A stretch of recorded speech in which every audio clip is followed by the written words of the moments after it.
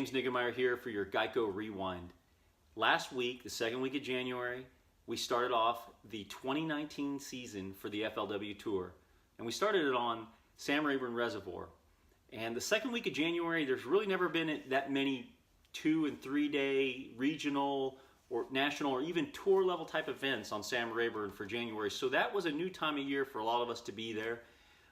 Really trying to figure out without looking at too much about what has happened in the history, because there really wasn't much to do research on. Another thing, the water had been high and rising since November, and by the time we got there, it was almost 10 feet high above full pool.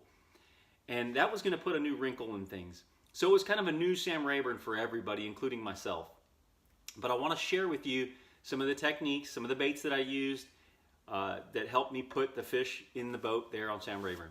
The first one was a Strike King Rage Swimmer, and it was a Rage Swimmer swim bait, and there was some shad in the area that I was fishing, and I put it on a 1/4 ounce Strike King Squadron jig head, 12-pound gamma fluorocarbon, 7-foot Team Lose custom speed stick.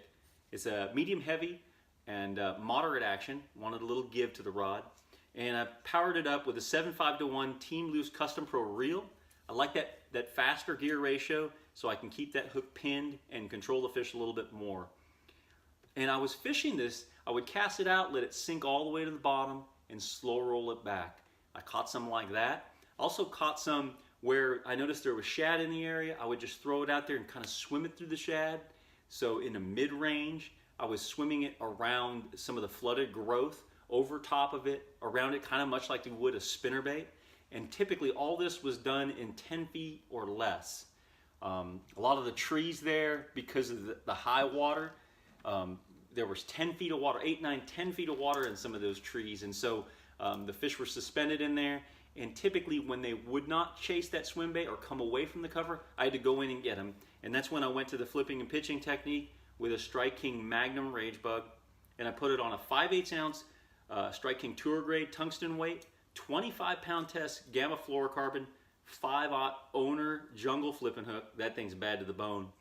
And I also tied that fluorocarbon leader to 60-pound test braided line, a Team Lose Custom Pro Speed Stick 7.6 heavy action so I could pull them out of those trees, and a brand new reel from Luse's Team Lose Pro TI, 7.5-to-1 gear ratio. And this thing's a beast, so I needed the power to get those fish out of that heavy cover and put them in the boat. And I was noticing that when I would flip these trees, the willows, the cypress and such, those fish would eat it on the sink. So I had to be on my game and be feeling for it, because there was no strike. It was just like they would suck it in and they would just have it and hold on to it. I didn't get a lot of bites, but I was able to catch some better quality with the flipping technique, and I was happy to have that kind of a two-prong approach to putting fish in the boat at Sam Rayburn.